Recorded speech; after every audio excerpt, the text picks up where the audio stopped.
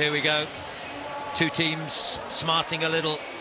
France versus Georgia, and interesting thing really, after two close contests and losing them both, how will France react?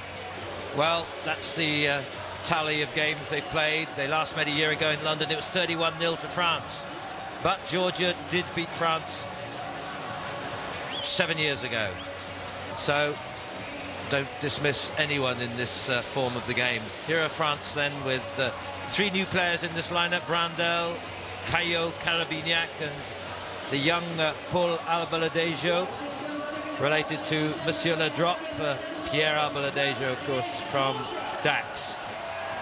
Experimental lineup, of course. Georgia, well, for them, it's all the leading lights of their national 15. All of them, bar Kolalishvili, who's just 19, have been key members of their 15-a-side national 15. Key thing for them is, of course, they have already qualified for the World Cup finals, and that was very much a cause for celebration when they beat Ireland 26-7 in Hanover in the deciding round. Here is Neil Patterson from Scotland, and a referee like this other group here who will all be going through to the World Cup tournament here in March, and certainly are becoming real experts in the field of sevens, which requires a different approach almost to that of 15s, and so this experience and the continuity of this refereeing selection is just as important as it is for the players in the squad. So it's Georgia then versus the dark blue, the Oxford blue of France, and each knowing that, well, what a great boost a win would be. And for France, we know their capacity to beat anybody. They were so close to upturning Samoa, and even though they lost 21-7 to Argentina, it was a lot closer than that scoreline led one to believe. Loic Mazière is the man racing over the far side, but Bidzina Samkaradze. The question always with the Georgians, as we've seen before, Willie, is can they adapt so readily? They've been involved in so much 15s, these players out here, bar one, and you can't, it's a different game. You can see that that's the inexperience there. First time in possession, and what do? They look to kick it down and give it to the French and allow them to attack from their own 22. Emile Caillot on the switch to young Albaladejo. Did well to bounce out of that tackle. Used the referee as a decoy and slips it on to the experienced players outside. But this one's young. Nicolas Brandel. Then up the middle. Good ball distribution. And has he got away? Almost, young Albaladejo. Yes, he has now. The extra little step from the youngster from Dax takes him under the post for the first score. And just looking round, I sense already you've got all the Georgians with their hands on knees.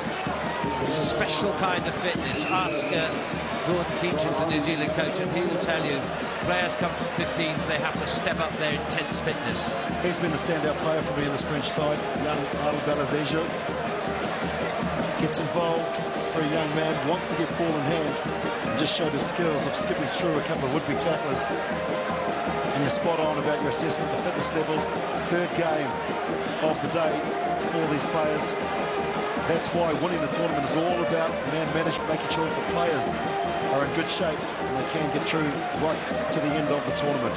With the kick, it's 7-0. Albaladejo looking very much the part, a very good new find, this youngster, and perhaps will continue a great family rugby tradition. But it's the counter-attack now. Kvirikashvili feeds on to Alexander Todua. And amongst the host of newcomers, oh, it's a cross kick of some interest. It's defied the belief of George Skinnin. I won't say he was skinned by it, but it certainly did bounce his way. He did brilliantly to get to his feet and rush back. He did. To stay in that position to actually try and retrieve the ball. It was a moment of desperation. You could see it, the panic, but he didn't panic. He ended up with a penalty. Georgie Skinnin from the Hooligans Club. Did you play for them by any chance? No, I've always been a hooligan, but I should have played for them. Shouldn't we all? So one of the 15-a-side Rugby World Cup members there's a new man from Po, Merab Kvirikashvili. They play rugby not just in Georgia, but a lot of strong French connections. Representatives from Clermont-Auvergne, from Po, as I said. And, well, if you can hear the band as loudly as I can, it may be drowning your thoughts. And here they come again with Kvirikashvili. Straight through, little cut inside, and the man from Po, one of their most experienced 15-a-side players, 28 caps in all. And it sounds like the band is in the same room as me at the moment. But 7 all. Oh, terrific response from the Georgians. Kvirikashvili, so light on his feet. It all came from the set piece, didn't it? There you go, straight down, lovely transfer. And it was the spin and the tackle.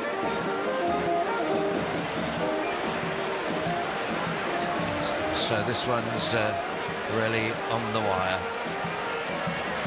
And Kartuli Shvikatsa, which is the name given to the Lelos, the Georgian 7 squad, who are making their first appearance since London, season before last.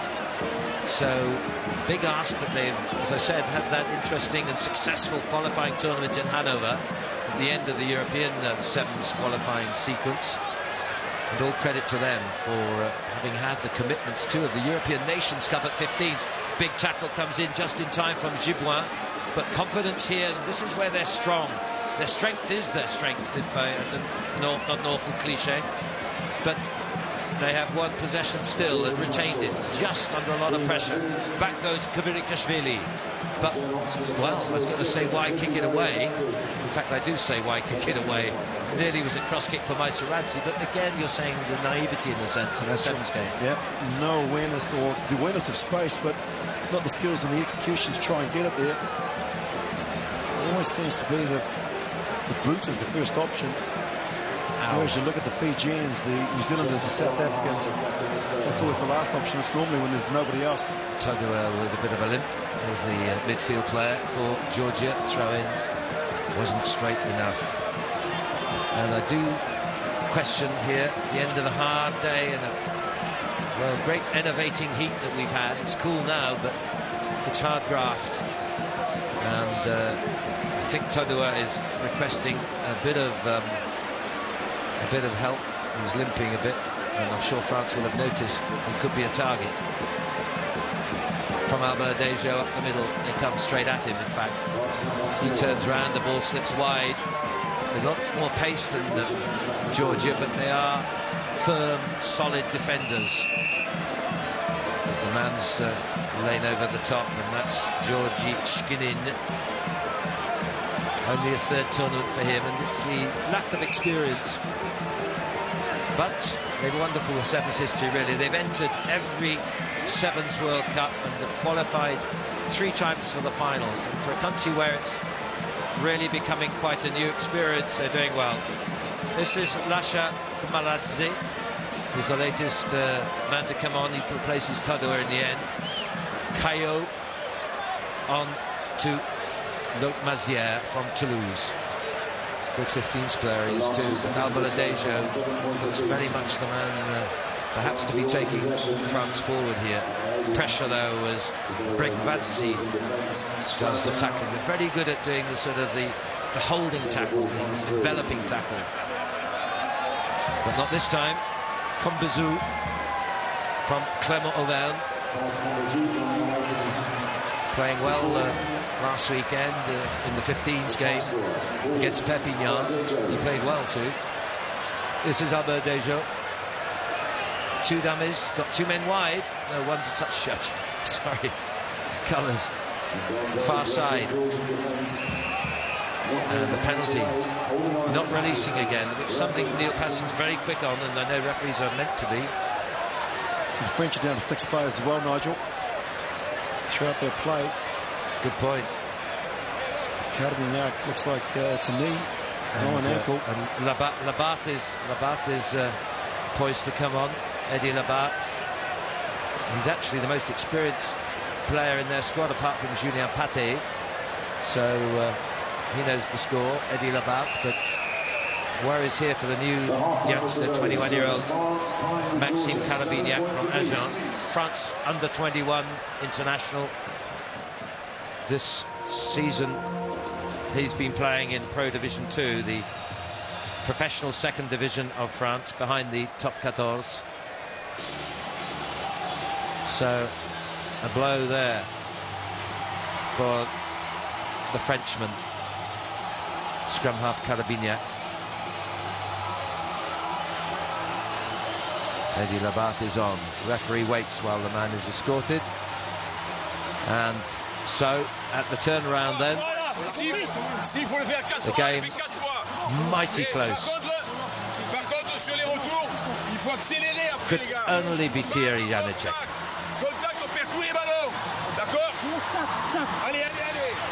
Allez. Don't take the ball into contact. Offload. And various other things. D'accord. Mais oui. Kakaba Alania is the Georgian coach. Well, Nigel, you commentate a lot of the club rugby in France. These Georgian players, a lot of them are actually based there, so they wouldn't be overawed by the occasion or the opposition. Well, we saw in the World Cup, didn't they? They have no fear of the Frenchmen. And they owe a great deal to France and French rugby, of course, for having brought them through, as we saw in the World Cup, and their experience out there, as with the Samoans, Romanians. The French have been great friends of rugby to the other European countries. No question. I know that the Tongans certainly enjoyed the World Cup of 2007. Absolutely. Well, the French are also, I say we, I live there most of the time, we're also becoming friends of most of the rest of the world, notably people from New Zealand and South Africa. Indeed. Here they come, the Georgians are now. David Chitidze. Well, some good possession, but I question that. Then he'll score. Not, in fact, this time. A big collision on the far wing. Skinning out wide, and he's going for the ball. Took a big knock there. Well, he's their top try scorer here. It's a worry here, really, that, you know, it's what, 3-4 times in this game. We saw it in the previous rounds. It's got to be a kick that you know the odds are on your player getting it back. There's Skinny, just an awkward collision. Nothing unpleasant from KO, but just an accidental bang here. You'd like to see the stats on how many kicks. Let's see what he does here. From Georgia. Well, nothing malice in that. He actually ran into him. That's right. But Kava Kashvili, number 5, Meda Kashvili, he is guilty of having kicking boots. Every time he gets the ball, he is the main person that's actually doing that. It actually is, you know, they're so used to having a dominant pack of forwards. He's a fly half in the national 15. And, you know, they will tend to kick to the pack. They will tend to kick for position, and rather than be expansive at all, they don't have fast running backs. Shkinin's a bit of an exception, but their game generally is based around a 10-man rugby game, and therefore he's probably in the habit of kicking it a lot of time. Possession behind their own line. France still under pressure. It's only 7 points apiece. And this, once more, is Albaladejo trying to break the mould. Bazier, indeed, sorry. Labat. Quite similar in his Maziera once more. Very similar in style and looks. Caillot. Combezou.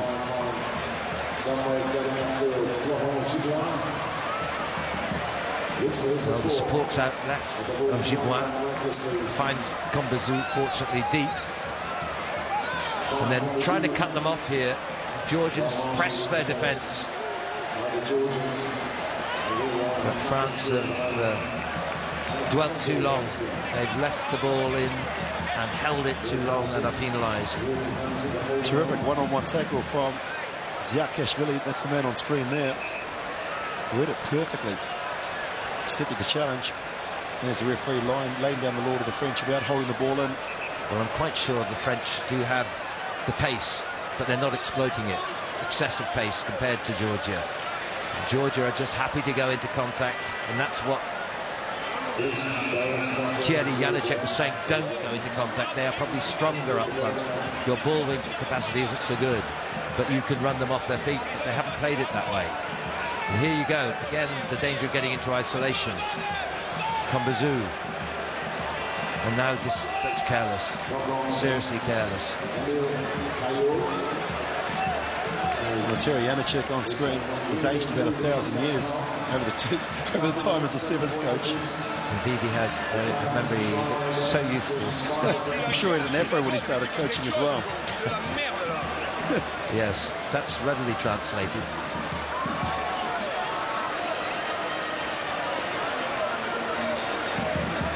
So, frustration of the sevens coach. But that was a squint feed into the scrum. France need a break. Last quarter of the match to play out. Well, it's tight. It's 7 apiece. Florent Giboin, another of the Auvergnats from Clermont. And that's exactly where you don't want to go. Always amazes me how many players don't listen to the coach at half-time. Don't get into contact, use the ball, move it wide. The French have just done everything but that. And the Georgians are in fact doing it rather better. Down the line and stretching France. Chetidze now looking for the switch break there. Decoy runner. Maisaradze prop forward in 15s, looks like it too, and quite mobile. Off from Samkaradze, across from Tramladze and Todua. Sorry, it wasn't. It was Kabirkashvili, and the try in the corner is given. And Tuchashvili is the scorer. Tuchashvili. Thank you. Scores a second try, and that's the first time that actually Kabirkashvili didn't kick the ball. Have a look at this. Couldn't believe it. 2-on-1. Drew in the last defender. And the Georgians will celebrate with 2.5 to play. And the debut try for this 20-year-old from the University of Tbilisi. Newcomer to the squad, straight out of the 19 representative group. And this is, well, an ominous moment for the Tricolor. They trail to Georgia. They would not have conceived of this being a game that wasn't a banker. But now Georgia have the chance to win a pool game here. Didn't get a pool win in Edinburgh, didn't get one in London last time they performed 2 seasons ago, but they will celebrate this as one of their finest days. They beat Ireland, Russia, Germany, Romania and Spain in the qualifiers in Hanover, but they've never beaten France since 2001, at a time when they first came into the sevens game. And last time they played France, they lost 31-0. Now they stand to win with 1 minute and 20 seconds to go. 12 points to 7 to the Lelos. France still have the time. Have they the confidence to take them on, outrun them? This is Mathieu Acebes, another of the newcomers. So many in this squad, it's been difficult to blend in so quickly. 7 newcomers. But here's a big charge from Nicolas Brandel, and he's going to pull it out of the fire, and it could all come down to the conversion. Nicolas Brandel from La Rochelle has run the race of his life to get there pretty much on the stroke of time. What a special moment for France, dead and buried. And you never ever give a Frenchman half a second, in fact half a gap. Can't believe it. He's a hooker in the 15-a-side game, tremendous amount of pace, and he backed his skills, and for the first time they went wide, retained possession, and have scored a crucial try. Conversion is good. And that's the winning conversion with 15 seconds remaining. And this man will, well, be worth a celebratory glass of lemonade, or perhaps it's pastis in the team changing room. I doubt it. 14-12, what a turnaround against the odds, against the run of play, that is. But 14-12 for Georgia, a famous victory denied. Clever move that to kick the ball long. And they will actually, they kicked it too long because it's gone over the dead ball line, which gives a free kick back on the halfway and gives Georgia one last chance. Kashvili, hope he doesn't kick it. Good. No, the last thing they must do, they must keep the ball in hand and not knock it forward. Sooner said than done. They have knocked it forward. And France, well, a touch of the Houdinis. Out of jail, out of everything. They've won 14-12. Cruel for Georgia. What a battle they gave the Frenchmen. And they